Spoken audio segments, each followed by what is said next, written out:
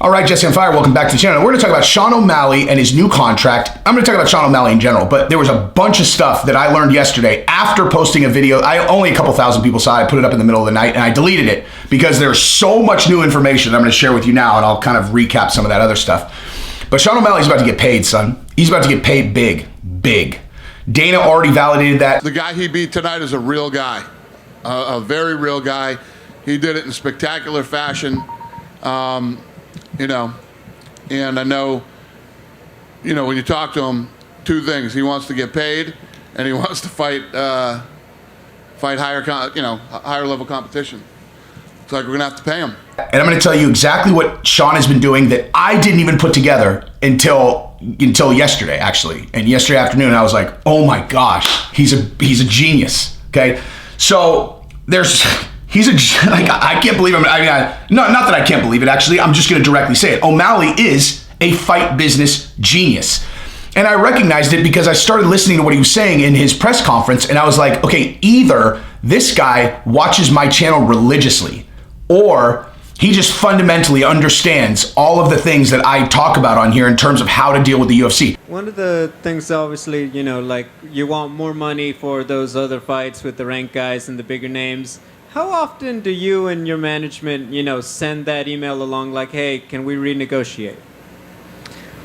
I learned to not talk about fighter pay or any of that. So, Dana's opinion isn't gonna, that's his opinion. I'm not gonna take anybody's opinion personal. So if that's what he thinks, he's the boss. I'm just gonna listen to Dana. He wants me to fight someone else. I'll fight someone else. If he doesn't, what he does with Chimaev is what he does. I didn't take it wrong at all. Yeah, to be honest, anytime I get in the octagon, I feel like it's going to be a first-round knockout because I just feel like anybody I fight has never fought somebody like me. And I know a lot of people say that, but I think it's true. Yeah, the press conference was really cool. I planned on going there and kind of stealing the show, and I think I did that. I'm in the fight business. A lot of these guys are in the fight game. I'm in the fight business, and I just happen to be really good at fighting. So, I'm just enjoying this whole process. That means I'm doing it right. If everyone just loved me, then I probably wouldn't be as big as I am. I think there's only probably one person that everyone loves, and that's Ty.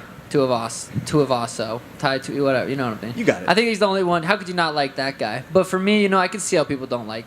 They don't like me, but I guarantee they watched me tonight. I guarantee they did not turn the TV. They didn't get up to go to the bathroom. They probably weren't even eating or drinking. I bet they were locked into that TV when I was fighting. 5. And the record's 7, I believe.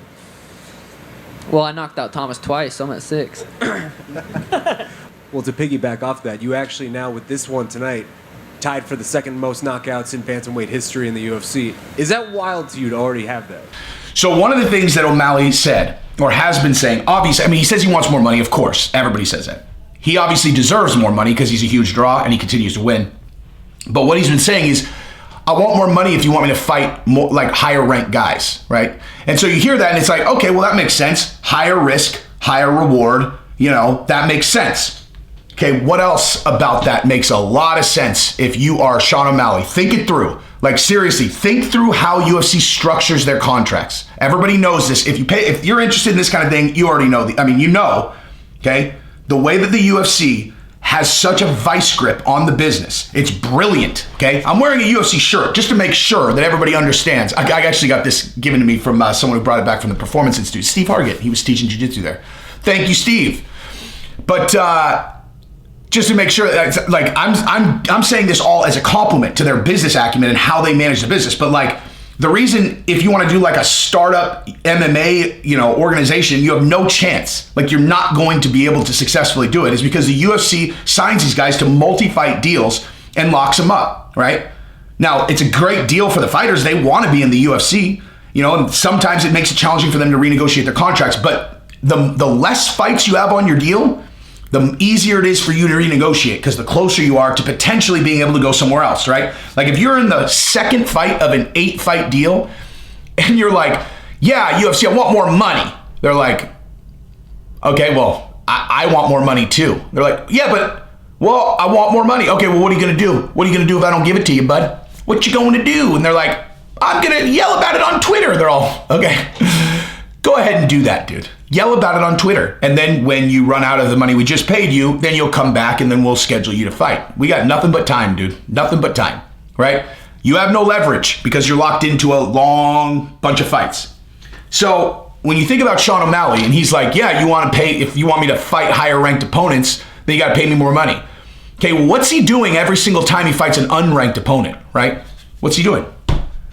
How many fights you have left on your deal? He's like, 5. It's like, okay. And he's like, so I'll fight this guy, then I'll fight this guy, then I'll fight this guy, and I'll fight this guy. All unranked opponents. Is like, yeah, they're all unranked. Yeah. So now how many fights do I have left on my deal? And they're like, well, you have 1. He's like, I do, don't I? So I just built my profile fighting guys that were no risk to me and getting myself into a position of lots of leverage because now I only have 1 fight left on my deal. For the record, I don't know how many fights he has on his deal, but I would assume not very many because he's fought a lot, right? Fought through his current contract. And so now he's chopping those fights down, chopping them off the contract against guys that he is almost certain to beat, right? So, brilliant. And I can guarantee you, without Sean having ever said that, that's exactly what he was doing. And that's exactly what he meant. But you know what else he's not doing? He's not talking about that publicly. You know, like, as a matter of fact, listen to this. Do you know who Sean O'Malley's agent is or his manager? Guess, right? Ready? I'll give you guys 3 guesses. It's not Malky, it's not Ali Abdelaziz, and it's not anyone else. He's his own manager, okay? He doesn't have a manager. He fired his manager. He used to have the same manager as Chiesa and a bunch of these other guys, and he left. He was just like, I'm just going to do this myself. He's doing it himself. Now, I'm not necessarily suggesting that everybody do that because not everybody is in the same position as Sean O'Malley. If you're like I don't know.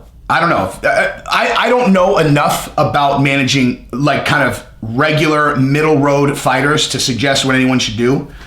But Sean O'Malley is clearly very, very aware of how to manage his career and then go forward with the UFC and, put himself in a good position to make money. Now, Dana already said in the press conference that they're going to pay him more money, which is good for him. But as soon as I put that together, I was like, wow, that is so smart. Also, you have to consider that Sean O'Malley is a superstar, okay? Like, I know people are not liking, some people don't like hearing that. I don't understand it. Like, I don't understand why people don't like that, I get it. Like, he doesn't look like a guy you'd want your daughter to hang out with. He's got like, big froey hair. He's got, tattoos on his face, lots of whatever. Like, if he was just some random dude and your wife brought him home or your daughter brought him home, you'd be like, you can't be fucking serious. Now, if my daughter brought him home, she'd be like, Daddy, you wanted me to do jujitsu, dude. Who did you think I was going to end up with? Like, what did you think was going to happen? You've had me in fight camps since I was 7 or 8 years old. Like, what did you think was going to happen? And I'll be like, okay, I can wear that. Hopefully this guy has all these tattoos because he wants to make himself identifiable to promote himself and he's going to go be a world champion. Otherwise, what the fuck are you doing, dude? How do you have tattoos on your face? Anyway, but O'Malley, it's brilliant, dude. Okay, identifying markers, things that make you recognizable. And then, obviously, he has the fight style and the fight skills to match. Okay, there's this moment when he was getting into the octagon, and I'm going to talk about some of the stuff I talked about in the other video.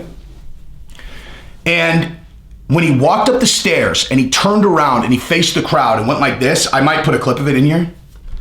I swear to God, like, I haven't had goosebumps like that from an entrance in a long time, dude. Like a long, and I wasn't like, I love Sean O'Malley. I think he's, I called Sean O'Malley's my dude before he had the 2-year layoff. Like, I saw one of his last fights. I think it was the one where he broke his foot and I was like, dude, I like this guy. He's just so exciting to watch, man.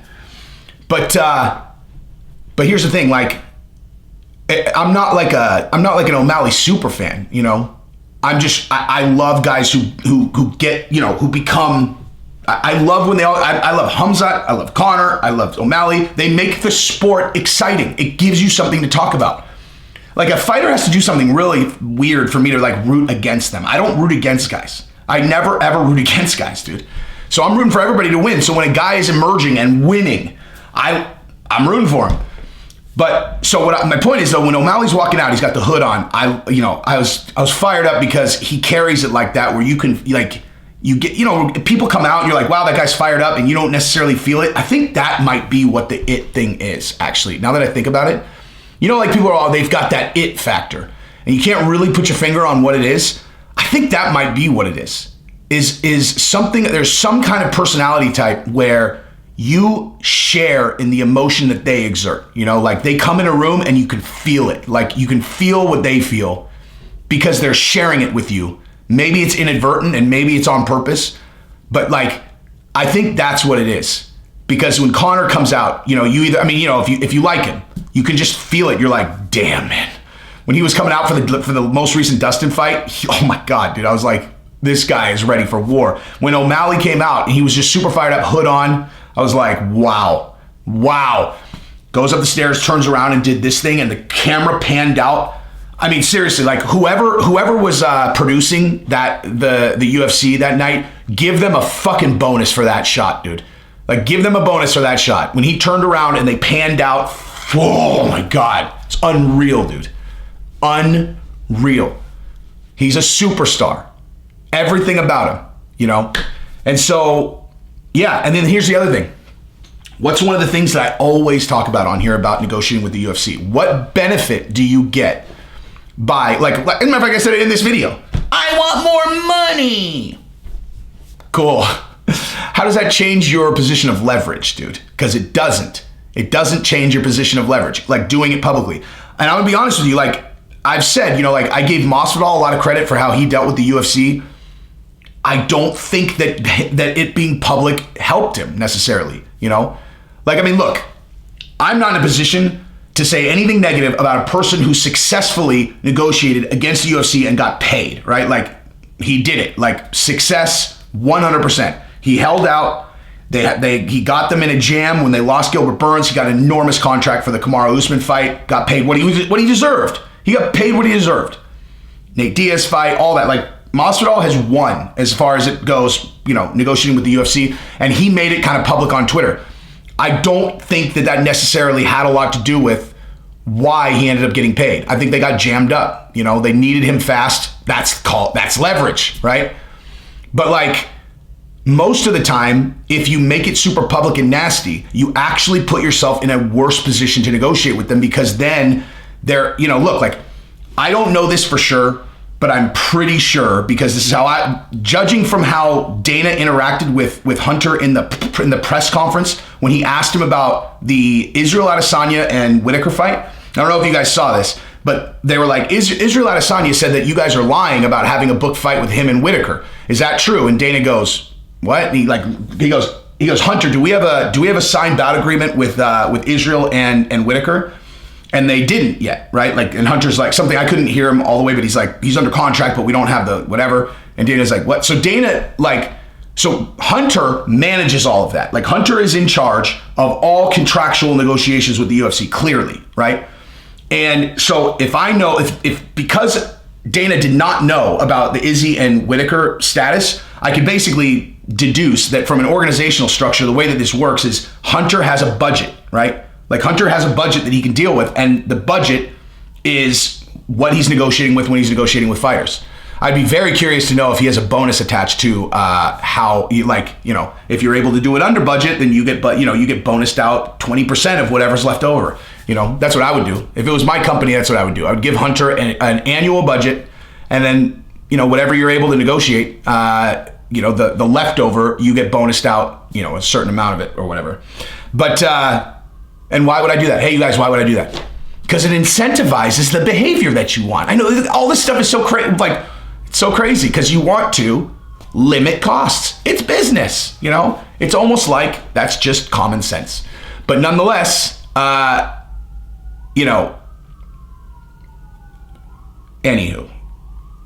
what the hell was the point that I was making about it being? Oh yeah, just that he's got, he has a specific budget, and so like, when you go public and you make a huge thing of it, then and then he has to pay you. You're setting precedent that that's the way to behave. That's not the point that I was making. That's very rare that I do that. Usually I tangent. I don't usually forget what the fucking point of my tangent was. I hate when I do that. That's extraordinarily rare. I wish I could explain to you guys why that tangent derailed me because there's a lot more going on in my head that I'm doing on this video. God damn it. Whatever. Hunter has a hard job, dude. I'm gonna say that right now. I'm gonna tell you guys that right now. I know you guys hear his name a lot, Hunter Gamble, and you probably don't know what he does, but that's what he does. He's in charge of negotiating all the contracts with the UFC, and after seeing Dana's interaction with him at the press conference, he is in charge of that. Dana is not in charge. Dana's not involved, it looks like. And you want to know why? Because it's a fucking miserable job. It's a miserable job.